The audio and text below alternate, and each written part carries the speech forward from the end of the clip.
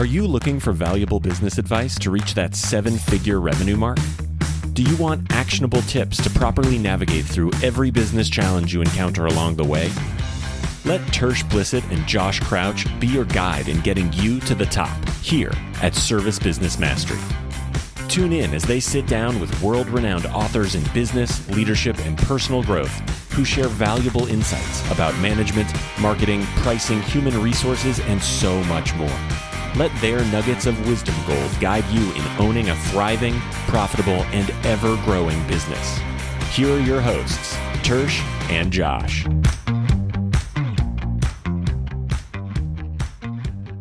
Hello, everyone out there in podcast world. Hope you're having a great day. You're listening to the Service Business Mastery podcast. I'm your host, Tersh Blissett. Getting tongue-tied already. On your own name, nonetheless. On my own name. And then we have Mike Michalowicz on the show today. So super duper excited. Mike's a great guy. I mean, you know, I talk about him all the time and I talk about Profit First and Clockwork, Pumpkin Plan. But what we're going to talk about today is one that I'm super excited about, and I didn't even write the book, but I'm jealous. I mean, I'm in the book, so I like share it constantly, but I'm trying not to be overexcited about it because it really is a cool story, and a lot of my success in business wouldn't have happened without Mike and his entire team. So welcome to the show, Mike. Brother, thank you for having me, and thanks for being so candid in what you share. I mean, I followed your journey for a while now. You came to my offices. Yeah. And I remember when you shared that story of going through the BHN, the Business Hierarchy of Needs, and having, at least my interpretation of it was a clarity on your avatar. And then, you know, and one thing I tell Tersh is the fact that air conditioning, like an outside lame-o like me, I had no clue. I always thought the summer would be the revenue maker of the century for you. You know, like, my God, when summer hits, if you're doing air conditioner, you're rich. Air conditioning. And you said, no, we're getting more activity, but it's repair work. We actually drop in revenue. And that made a ton of bricks. I was like, oh my gosh, and I never saw it from that perspective. And then it lit me up when you applied that process, and then your summer was your best period ever. Yeah, and it was so awesome because like I had realized it a couple of years ago, and a lot of people that even listen to this show, they don't realize it until they watch their numbers that, you know, our average ticket would go from $200, $400 in the wintertime, and then it would drop down to $75. You know, I mean, it would be ridiculous because people were just running and gunning, and it was like, try to catch 12 calls a day, try to catch 20 calls a day. And you can't serve your client when you're doing that. And doing that process, it really, like, I knew it. It's one of those things where you're like, it brings to light gut feelings that you knew already. But once you can see it on paper, then it's really like, oh crap. Like, yeah, you're right. Like, I knew this was the case, but now I really know it's the case. So now I have no excuse not to fix it. I love what you just said is that, serving 20 clients a day. I can't even fathom that. How do you ping pong between that many people? And to your point, the only way to do that is by curtailing the service you provide for the current client, because there's a rush to get out to serve the next guy. So we can't serve them as well. We can't see the opportunities for other considerations they have. Maybe they need to upgrade their system. Maybe there's other opportunities, but we're such in a rush job that it's just do the minimal amount of work to get by so I can get to the next guy. It's funny. It's like the antithesis of why we're in business. We want to serve the client exceptionally well, and we want to serve ourselves by being profitable. And it seems under that duress, it doesn't happen. And I love everything. I love everything that you say. I mean, it's I saw you on Mike's. We were on Mike's call yesterday or 2 days ago. I saw you popping in there with a picture of me and you. I was like, yeah! I said, call it out, but yeah, that's funny. But I was listening to something you were saying. Actually, I believe it was today on the drive, and it was you were talking about the nonprofits and trying to go through this period of this COVID period where you are giving back, but you're not giving back if you're not there to sustain. Like, if you're not there in the long run. Hallelujah. You're definitely, you need to take, like, giver's gain is a false false thing. Like it's something that I hear all the time. I've been guilty of saying it a lot, the giver's gain type mentality, but you have to gain to give instead of give to gain, and I love that concept that you've mentioned, and you've said it several times, and it's finally clicked in my head. Yeah, so the business hierarchy of needs has 5 levels. That foundationally we need sales, then profit, then efficiency, order. Mm-hmm. Then ultimately you can have impact and legacy. Those are the giving stages. So the first 3 stages are about getting. We need to get sales and get profit into our organization, because the only way you can contribute to your client is if you're profitable. Like, I'll tell you this, our clients want us to be profitable. Now, they don't use those words. Like, I suspect you've never done a job where a client's like, hey, can you double the rates on me? Right. Really screw me over on the pricing. Yeah. Of course not. But what clients do say is, I want a great installation. I want a perfect job. I want there to be no mistakes, no workmanship problems. I definitely don't want you distracted by worrying about how you're making money. Focus on me. Mm-hmm. Well, the only way we can do our best, be focused, care for this customer, is if we don't have to worry about money. Mm-hmm. Because most business owners are worrying about money. Most business owners, while they're doing the job, they're worrying about the next job. And therefore, they dilute themselves. They can't focus on what they're doing. So the active client gets an inferior experience because they're not profitable. Right. Well, if we focus on the gets first, if we get sales in and we get profit in and we ensure that our business is healthy, it removes all that stress. It allows us to concentrate and be great contributors. I was sharing, particularly in the COVID crisis, quite a few businesses made bold statements of how they're going to contribute. And they followed up on their words to the community. I consider the ultimate sin. These businesses are mostly, or actually I can't think of one that's not, they're all out of business. They said they're going to give by sacrifice. That's the mistake.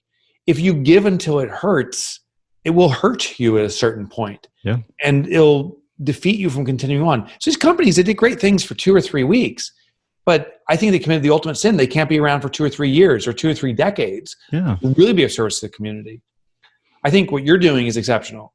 And I experience my own business too, is I care for my customers. You care for your customers. Mm-hmm. And I do it, and you do it profitably, because that's caring for ourselves. And when we're fair to our customers and fair to ourselves, it brings about sustainability. It allows us to have greater impact. I actually consider what you and I are doing is far more noble than flogging our business to death and sacrificing it. It is about contribution in a way that is sustainable. So tell us about Fix This Next for the people that are living under a rock and haven't heard me talk about it or share it on social media. What is Fix This Next? And like really quick through the hierarchy and needs. Sure. It would be so cool if there's some guy actually listening to this and he does live under a rock. Like, could you imagine that? He's like, oh yeah, I built my house under this boulder. Actually, I do live under a rock, and I never heard of this guy. Right. So the premise of Fix This Next, how it came about, and you were there as I was developing it. So the premise, though, was that the biggest challenge business owners face is knowing what their biggest challenge is. I would argue you're a great example. You were moving your business forward. You were addressing 1,000 things, right? But it was very hard to pinpoint what's that one thing that had the greatest impact. And you did it. You found it. And look what happened. It was explosive. So the biggest challenge entrepreneurs have is knowing what their biggest challenge is. Then I developed the business hierarchy of needs, a way to pinpoint the vital need of your business, the one most important thing. And by definition, there can only be one most important thing. Right. So it works. It's a hierarchical structure. It's translated from Maslow's hierarchy of needs. Originally, you were there. I called it the ascension model, and I was playing with it. Tersh. By the way, I thought it was really cool back then, the way you had it. And I was like, oh yeah, this is awesome. And like ego and all that stuff. And I was like, yeah. Oh yeah. So you remember that stuff. Yeah. And you can see the evolution of it as you tested it. There's another guy, Aaron, who I'm working with right now. He was in the room. He had that manufacturing business, the CNC equipment, if you remember him. Yeah. Mm-hmm.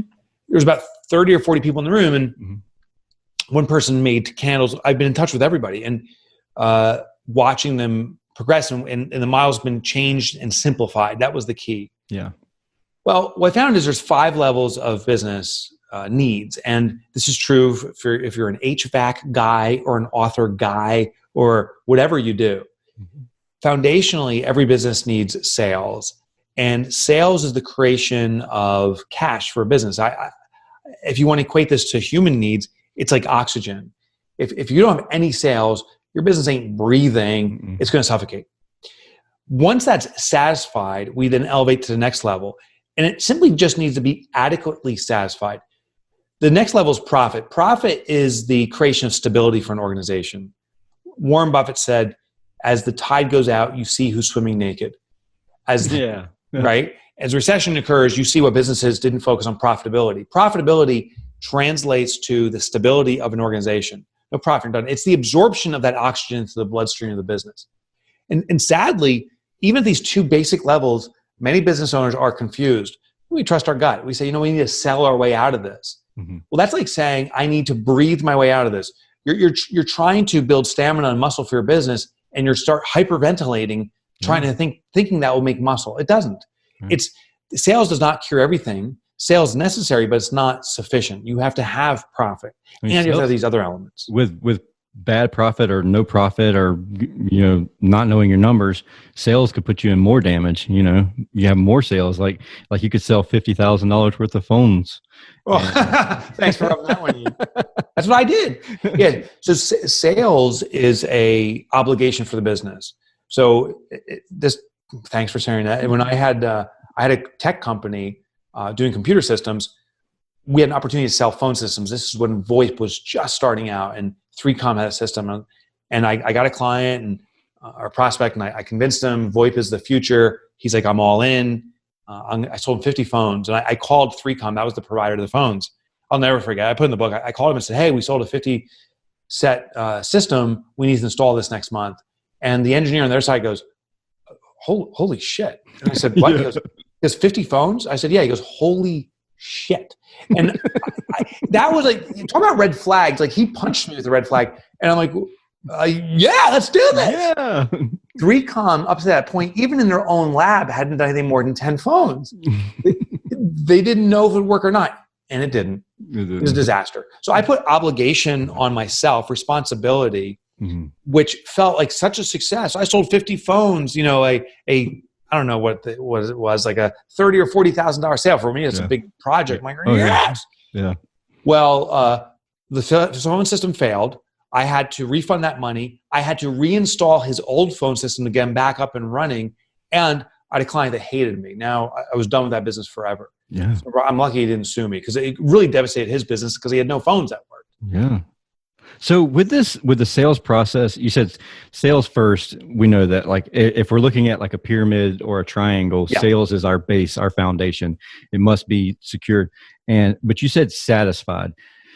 Does it have to be? It does not have to be perfected before you move on to profit. That's right. Okay, that's right. So this is like building a structure that we continue to build. If you ever built a house and you added on to it, this is what's similar like is you build the foundation, then you build the structure above it, but then you say, I'm expand my house. You have to go back to the foundation, maybe expand the foundation or add a new basement here, and then you start building up again. So the mistake is perfecting sales. You do need to perfect it for the moment, but perfecting it for the infinite future. Some businesses just try to keep on growing sales more and more and more, and then believe they're going to sell their way out of it. That's not the goal. The goal is to build adequate sales so that we can extract profitability from it. Once you can extract profitability, we can focus back on sales and say, how can we amplify sales? Because now we have a profit model. Expand sales some more and expand profit. So do we is that the cycle that we only go to profit and then we start working on sales again, or do we go up to the next level? Good question. Yeah.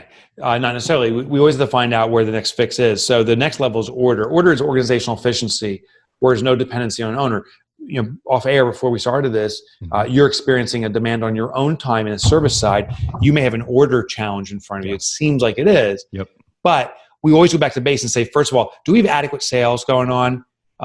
Because if we have a demand problem on your time and if we have a lack of sales, we actually have to fix sales first. But from our discussion, it's pretty clear you don't have a sales problem right now. We have sales. It's just the order problem, and it's 100% my fault because I drugged my feet. So we're taking it all in strides, and we recognize the problem. There's no fault here. It's just the reality. That's the next bottleneck. Yeah. So you got sales. It's profitable. So now we got to focus on order. Order is where, at least part of it, is where we can extract the owner. Because in small business, if there's dependency on the owner, we haven't achieved order. If you go to a McDonald's, you'll never see the owner there. That is a business machine.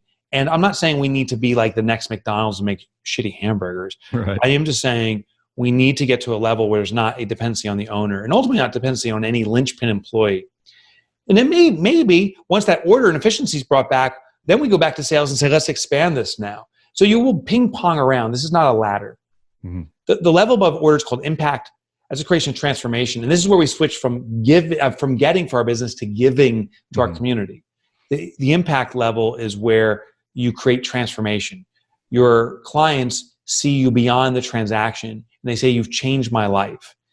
So that's the struggle. Whenever you and I first met, that was my struggle. I was at impact, but sales sucked. Yeah. And so like I was at the impact level and I wanted to do the impact and I wanted to leave a legacy. Yeah. And so our profit numbers were down. Our profit numbers were at 2% because we were doing profit first, and I had finagled my percentages so that my profit was either 2 or 4% at that time, because I was spending so much money on the legacy or the impact side of things. And when you said that, I was like, oh, I'm having a hard time wrapping my head around this. But then by the end of that day, I was like, all right, I've got it. We're changing this completely. And that really, I love that. It's awesome. I love that. And I think what you may find, it's not true for every business, but I think what you will find is that in the transactions themselves, you'll start providing transformation. Mm-hmm. So remember, you were looking to give to the community and really shift your community. Mm-hmm. Well, I believe perhaps your communities are actually your client base. Yep. When your clients start saying to you, this wasn't an HVAC job, this was something greater. You've changed my life. We know we're hitting transformation. And it can happen in any industry.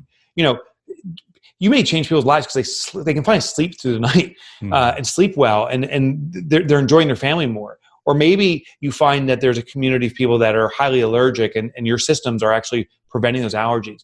But you will find it presenting itself, and that's when we really start amplifying that. When it manifests through the job or the work we do directly, that's the essence of transformation, because that can be scaled bigger and bigger and bigger. It's part of it though. It's not just giving to our community. Yeah. And I think that the empathy, the showing that you care, I mean, whether we were doing plumbing, HVAC, home services, just the communication, the over communication, that's the feedback that we get. We get that impact level because these people really care about us. Like we had one client that was just moved into their house. They hadn't even physically moved into their house yet, and their grass was 2 foot high in the front yard, and they were moving from Cleveland, Ohio, in the U-Haul truck.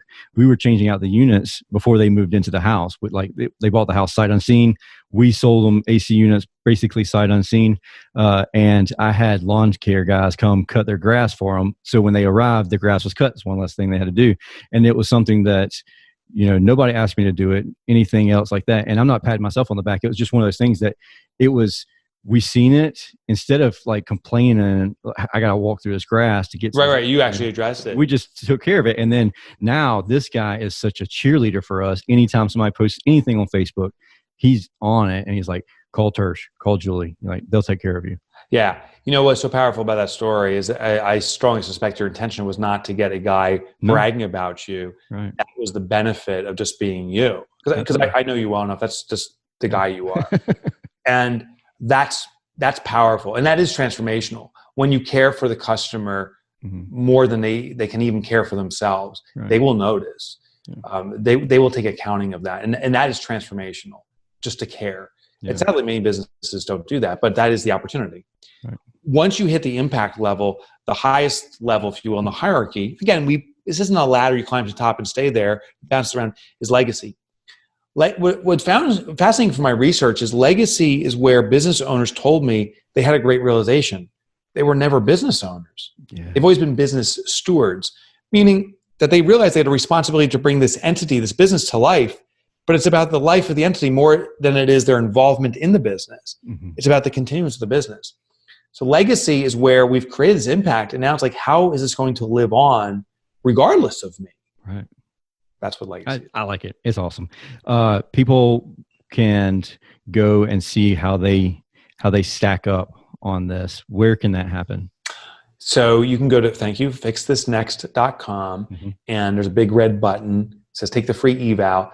It's a great way to evaluate your business. You don't even need to read the book to do the evaluation. It takes 5 minutes or less. and it'll pinpoint where your next vital need is in your business, where you need to concentrate your energy.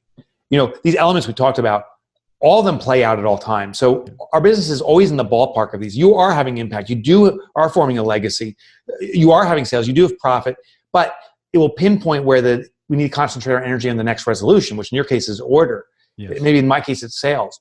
It'll pinpoint where to work while maintaining the others. And once that's resolved, that order need, a new need will present itself, and that same test will point to the next need, and the next after that. Now, do you use this process for every task or every decision that you make throughout the day, or do you think that this should only be used in like a month-long planning project? Or I use it as a planning tool, as a prioritization tool. So if I sit here and say, I don't know what I should be doing, as opposed to, if I'm entering emails and I'm like, should I really be doing this? I go to the tool and say, what's the corporate problem? Yeah. Once I identify the corporate problem, we all have our jobs here, but I concentrate a team on it, maybe myself or maybe someone else. Once the team is working on it and I don't need to be involved, it doesn't mean I need to find the next fix. That's my business's need. They got to get that fixed, or at least on the pathway to fixing before we identify the next need. So not every task, just in the prioritization of our strategic planning. Cool. Last question for you. I already know the answer, but I want to ask it for the listening audience. What book should you read first? What's next, right?